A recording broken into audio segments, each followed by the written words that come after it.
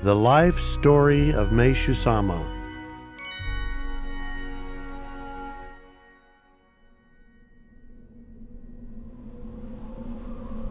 Like all stories, it begins simply on a cold winter's night, when the wind whistled around the eaves of a little single-room wood and paper house, standing on a narrow dirt street where the houses huddled together for warmth.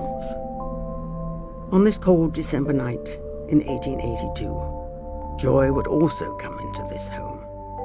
A son would be born, and the name they would choose for him would be Mokichi. In time, he would eventually be known as Meishusama, Master of Light. Mokichi began to toddle about and grew into a happy little boy. Soon, he was old enough to help his family sell second-hand goods from their home. He especially loved helping his mother around the house because it made her smile. On evenings without rain, he could be found eagerly pushing the family cart to the nearby temple grounds, where his family would sell their second-hand items to the crowds of people who flocked there. As time went on, he later wrote, "I was able to push the handcart, which bore not only our merchandise, but our hopes for the future."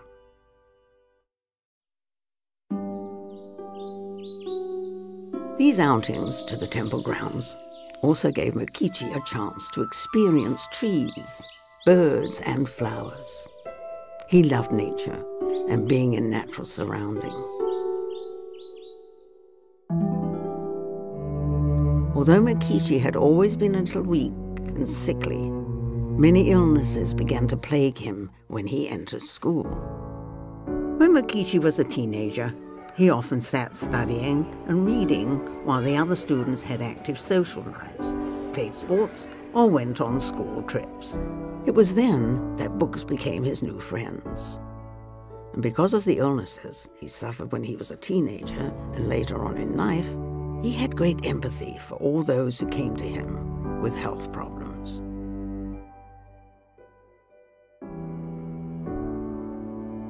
Despite his illnesses, Mokichi was always first or second in his class.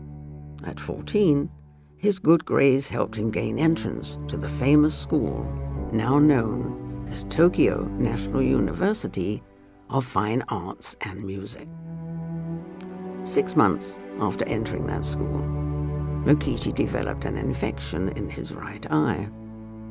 This ended his lifelong dream of studying art. Mokichi's heart was filled with anguish, since no one could predict if or when his eyesight might improve. He finally wrote a letter requesting permission to leave school.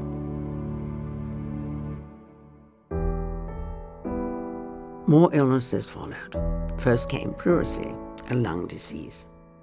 The doctors were able to relieve Mokichi's symptoms once, but when the symptoms returned, the doctors brought him the terrible news that he was now suffering from a dreaded disease known as TB, pulmonary tuberculosis. There would be 2 more times in his lifetime when doctors would tell Mokichi that he was going to die from one illness or another. But he kept a positive attitude and overcame his many illnesses.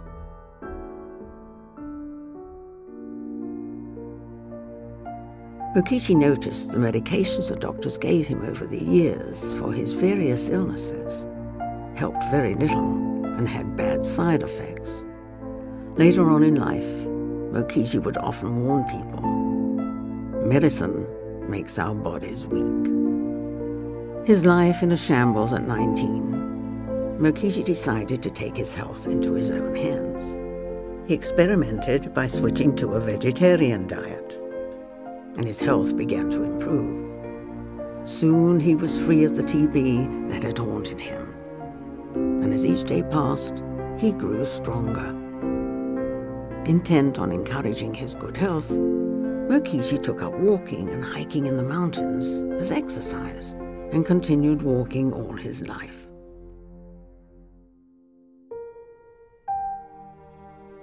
But suddenly, At the age of 53, his father died.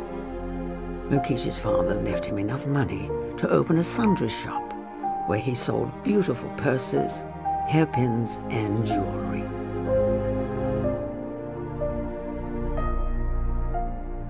On September 1st, 1923, one of the biggest earthquakes in Japan destroyed most of Tokyo.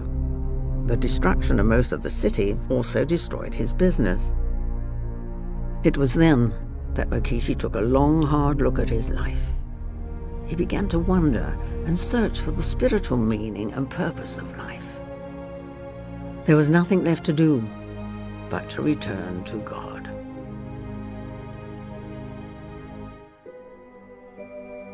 In 1924, some people began seeing an image of Kannon, God's representative of universal love and compassion, hovering around Mokichi. When Mokichi stood up, Kannon stood up. When he sat down, Kannon sat down.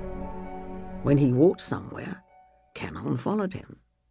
Many were puzzled by this, including Mokichi.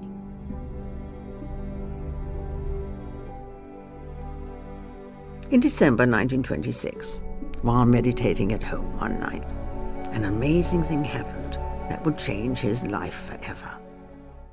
Mokichi felt the strangest feeling arising in his heart. It was the most peaceful feeling, but it urged me to speak something out loud.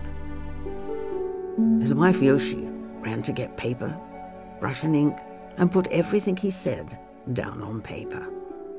Day after day, week after week, for about 3 months, words just flowed out of him. Yoshi dutifully wrote them all down. The words he spoke spontaneously told the story of the past history of Japan and foretold of startling events to come in the future. Mokichi thought the words were important. Kannon seemed to play an important role in directing the mysteriously guided words. Throughout the rest of his life, Mokichi would receive guidance from Kannon and his work as Meishusama, Master of Light.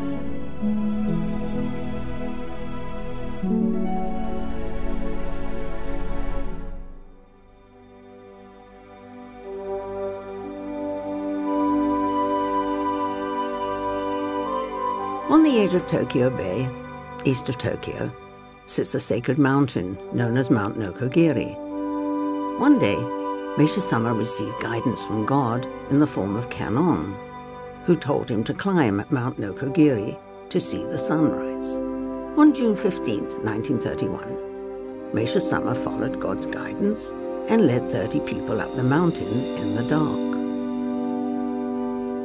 As the sun slowly rose above the horizon, bathing the party in golden light, Meishusama led the group in a simple prayer ceremony. Suddenly, he experienced a divine revelation that foretold of the change from an age of darkness to an age of light, and of his mission in helping this happen. He now understood clearly that humankind must work together to make this happen. After his experience on Mount Nokogiri, Meishusama became more determined and passionate about helping others in any way he could. He felt Kannon had guided him to pursue this role, so he must do his best.